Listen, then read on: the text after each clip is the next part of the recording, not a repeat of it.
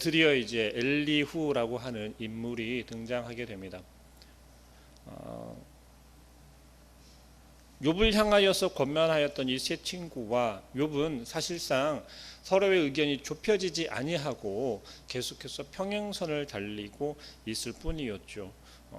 이 세 친구와 욥 사이에서 어떤 해결책이 나오지 못하고 있었다는 것입니다.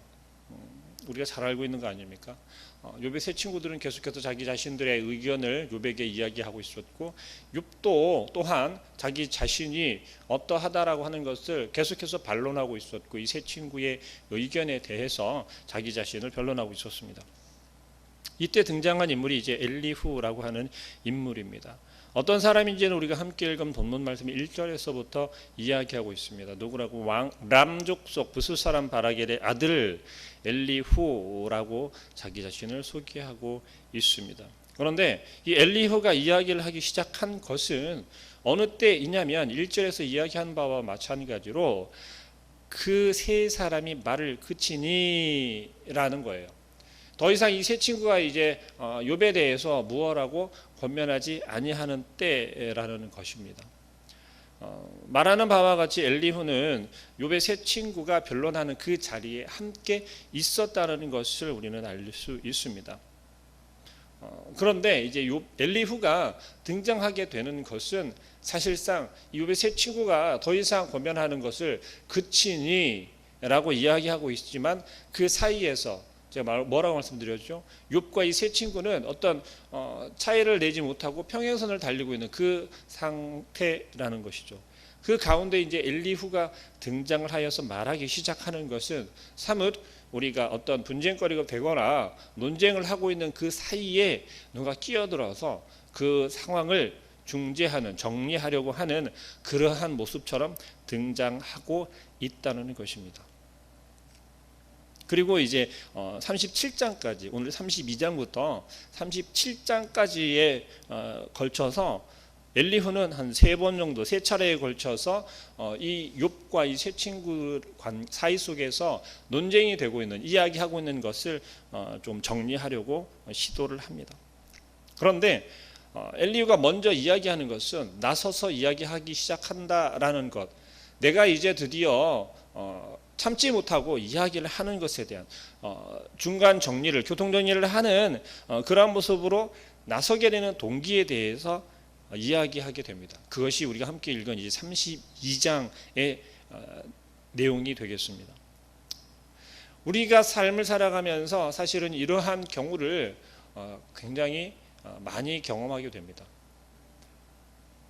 우리 주위에 있는 그 누군가가 다툼을 하거나 아니면 토론으로 시작을 했다가 그것이 싸움으로 번지는 경우를 우리는 너무나도 쉽게 보곤 하죠.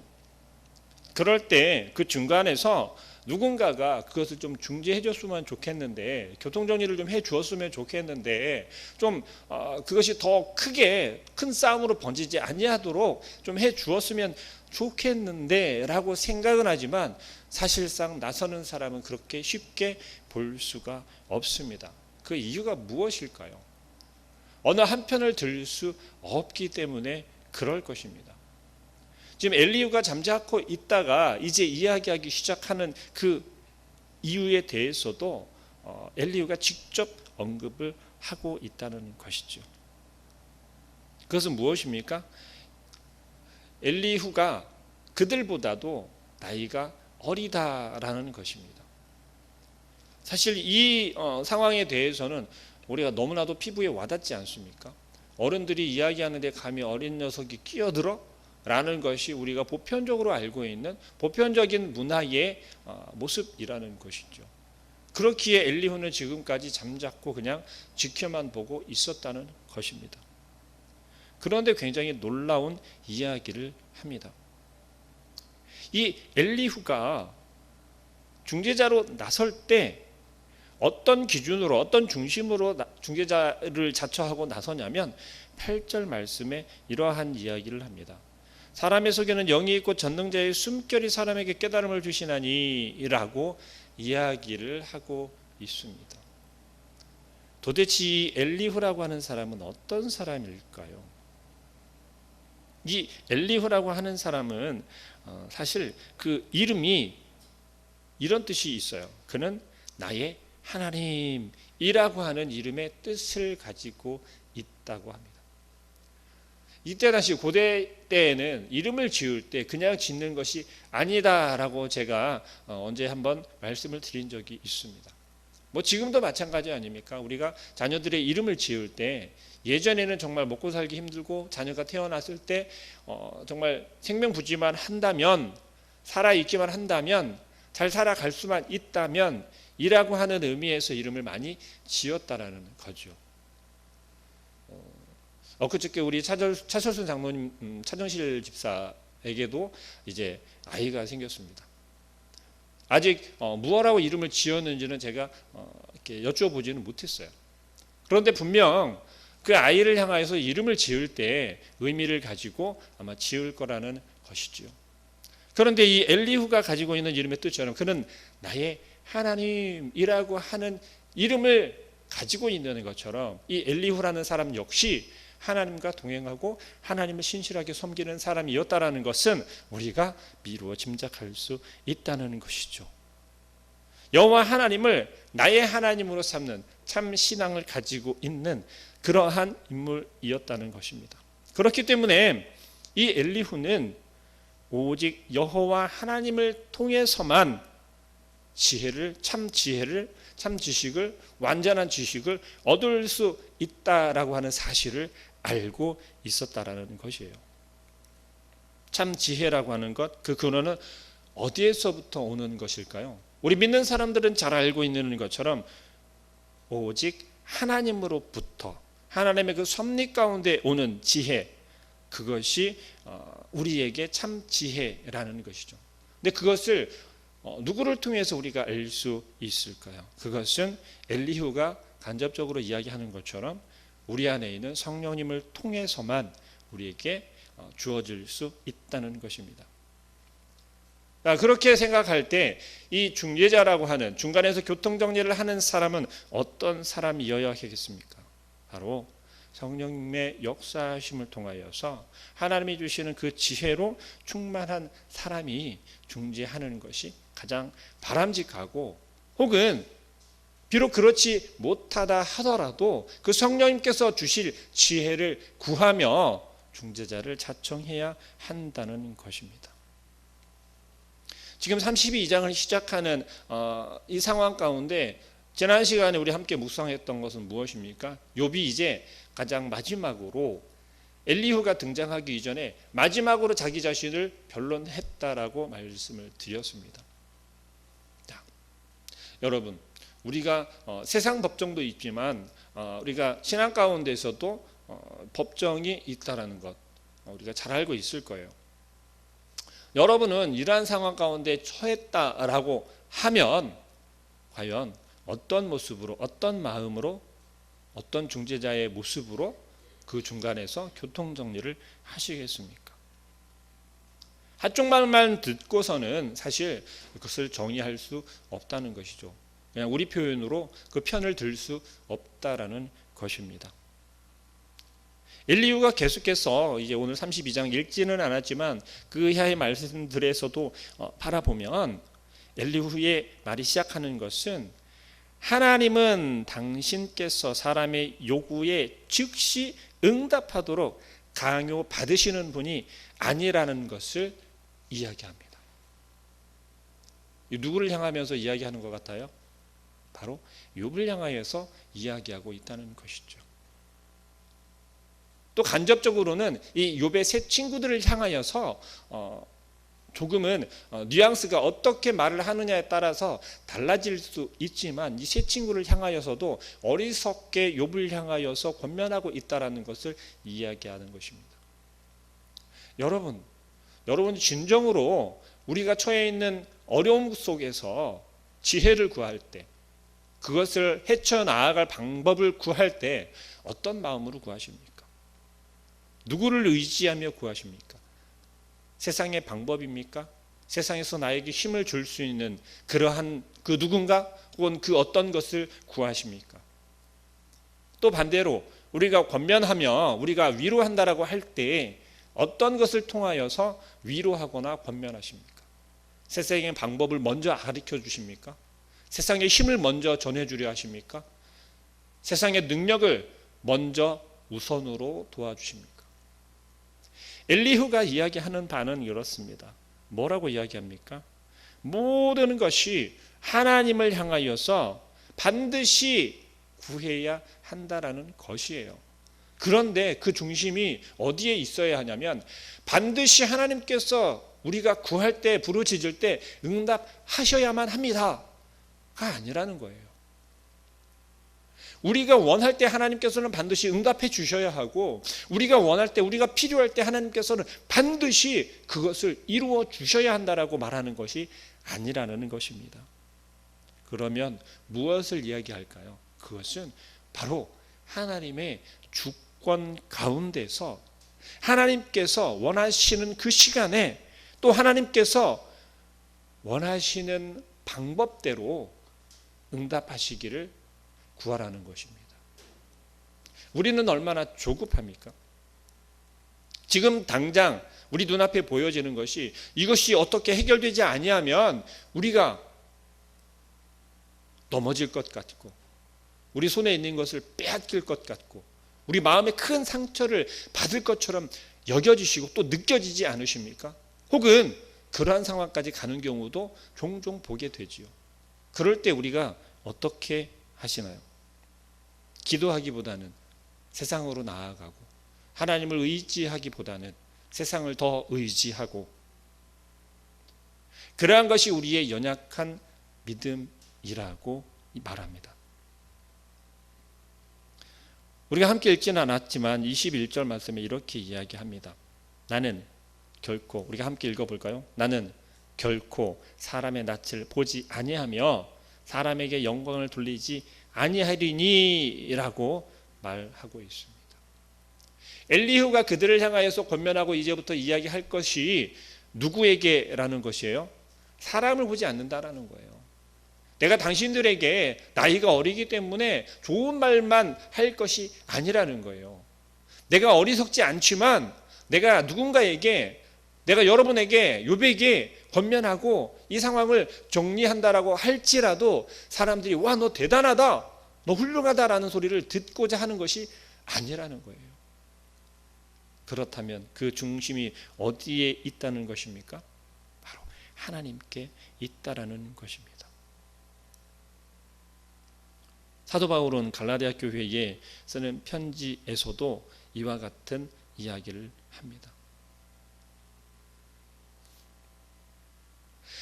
하나님만이 하나님께서 보셔야 하고 하나님께서 아셔야 하고 하나님께서 도와주셔야 한다라는 것입니다.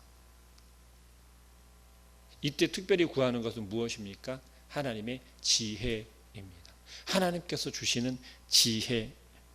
그 지혜가 어떻게 한다는 거예요? 냉정한 판단을 할 수 있고 또 우리가 볼 때 그 누가 보더라도 합리적인 권면을 할 수 있다라는 것입니다. 그것이 참된 신앙이며 또 참된 믿음일 것입니다. 여러분은 하나님을 얼마나 두려워하십니까? 정말 하나님을 두려워하기는 하십니까? 엘리후가 지금 이들에게 새 친구들에게 조금은 격양된 그러한 모습으로 이야기하면서 등장을 하고 있는 것이에요. 한번 상상을 해보시겠습니까? 우리 교회에 많은 어른들이 있습니다. 그런데 조금 우리 젊은 청년이 큰 소리를 내면서 조금은 격양된 소리로 이야기를 하는 것이죠. 내 말을 좀 들어보십시오. 어떻게 어른 된 여러분이 이럴 수 있습니까? 라고 말한다고 상상해 보십시오. 여러분들은 당장 어떤 생각을 하시겠습니까? 건방지게 어디 그런 생각을 먼저 하지 않으시겠습니까? 혹은 어린 놈이 어디 어른들 하는데 그게 아니면 어디 지금 집사님, 장로님, 권사님들이 말하는데 중간에 끼어들어서 잠자코 있으라고 그렇게 누르지는 않으실까요? 이게 우리의 모습이고 현실이라는 것입니다. 엘리후가 이야기하는 건 이것이에요. 참다 보다 못하고 지금 욥을 무엇 하기 위해서 모였습니까? 위로하기 위해서 모였다는 것이에요. 욥이 지금 처해 있는 그 고난을 위로하고 하나님께 그 고난 가운데서 벗어날 수 있는 방법을 깨닫게 해달라고, 알려달라고, 아니 하나님의 그 도움의 손길이 욥을 구원해달라고, 그런 한 마음으로 모였는데 결국은 어떻게 된 거예요? 결국은 욥과 대립 가운데 처하게 되었다는 것입니다. 우리는 믿음 생활하면서, 함께 신앙 생활하면서, 이 보릿교회 가운데 함께 헌신하고 봉사하면서 이런 모습을 너무나도 많이 본다는 것이죠. 너가 더 잘났고 너가 더 크고 그러한 것이 아니라는 거예요. 우리 중심에 무엇이 있어야 되냐면 바로 조금 전에 말씀드린 것처럼 하나님을 두려워하는 마음이 있다면, 하나님을 정말 두려워하는 마음이 있다면 우리는 그 누구를 비판하거나 그 누구를 좀 깎아내리거나 아니면 가볍게 보거나 할 수 없다는 것입니다. 믿음 공동체 가운데서는 높고 낮음이 없다는 것이에요. 하나님을 온전히 믿고 그러지 아니하고 그 두 가지밖에 없다는 것입니다. 크고 작음이 아니라 참 믿음을 가지고 있는지, 하나님을 아는 참 지혜가 있는지 없는지 그 차이밖에 없다는 것이에요. 이것은 나이가 많거나 어리거나 직분을 가졌거나 가지지 못하였거나 상관이 없다는 것이에요. 여러분, 하나님을 두려워하는 사람은 사람 역시 두려워할 줄 알게 될 것입니다. 모든 사람 앞에서 우리가 주저없이 온전한 참 진리를, 참 지혜를 말할 수 있는, 곧 하나님을 경유할 수 있기를 간절히 소망합니다. 그리고 그러할 때 우리 안에는 너무나도 자연스럽게 사랑이 가득 차게 될 줄로 믿습니다. 오늘 성경이 이야기하는 것은 엘리후의 등장으로 이제 어떻게 그 장면이 욥을 향하여서, 욥의 그 상태에 대해서, 욥이 처해져 있는 그 고난 가운데서 어떻게 헤쳐나아갈 수 있을지에 대해서 이제 새로운 그러한 모습을 조금은 기대할 수 있게 되었습니다. 여러분에게 오늘도 허락하시는 하나님께서 이와 같이, 엘리후와 같이 이러한 믿음을 우리가 소유할 수 있기를 소망합니다. 중재자라고 하는 것은요, 중간에서 교통처리를 할 수 있는 그러한 사람이라는 것은 엘리후처럼 어떤 모습입니까? 하나님 중심인 거예요. 하나님의 사람으로, 하나님 앞에서라는 것입니다. 오늘 하루도 허락한 하나님께서 여러분들을 그 하나님 앞에 놓으시고 오늘 하루를 살아갈 수 있게 허락하셨다라는 것입니다. 그렇다면 하나님께서 허락하셨다고 확신한다면 하나님께 그 지혜를 구하시길 바랍니다. 오늘 하루를 우리가 어떻게 살아야겠습니까? 오늘 하루 우리가 당면할 문제들에 대해서 우리가 어떻게 지혜롭게 헤쳐나아가야 하겠습니까?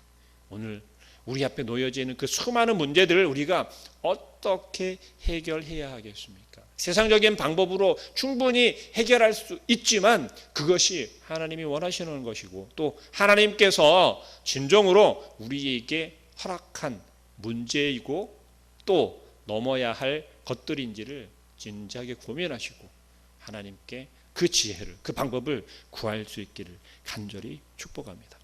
기도하겠습니다. 사랑하는 하나님, 감사합니다. 하나님께서 오늘 엘리후를 통하여서 말씀하시는 참 지혜가 무엇인지, 또 온전히 중재자로서의 모습을 어떻게 갖추어야 하는지에 대해서 말씀하시는 것을 우리가 바라봅니다. 언제나 그렇듯이 우리는 세상의 기준을 먼저 내세우고 앞세우는 그러한 우리의 모습을 바라봅니다. 그 어느 때보다 우선으로 여기는 것이 하나님께서 어찌하실지를 생각하는 것이 아니라 우리가 세상 사람들이 바라보는 그 시선 가운데 합리적인 것을 먼저 떠올리고 또 누가 보아도 합리적이다라고 생각할 것들을 우선으로 여기는 그러한 저희들을 바라봅니다. 그러나 엘리후가 이야기하였던 것처럼 그것이 아니라 참 지혜는 하나님으로부터 온다라는 것을 깨닫게 하여 주시고 또 그 참 지혜를 우리가 가지기 위해서는 하나님 우리에게 허락하여 주신, 우리에게 보내주신 그 성령님을 의지하게 하시며 또 그 무엇보다 하나님을 두려워할 줄 마음을, 하나님을 두려워할 줄 아는 마음을 허락하여 주시어서 그 마음을 통하여 사람을 바라보게 하여 주시고 그 사람들에게 우리가 권면하게 하여 주시고 우리에게 놓여져 있는 문제들을 바라볼 수 있도록 역사하여 주옵소서. 오늘 하루도 허락하신 하나님, 하나님과 동행하기를 소망합니다. 하나님께서 주시는 그 지혜로 오늘 하루도 승리하는 삶을 살기를 소망하오니 우리에게 허락하여 주시고 우리의 마음 가운데 충만하게 부어 주옵소서. 예수 그리스도의 이름으로 기도합니다. 아멘.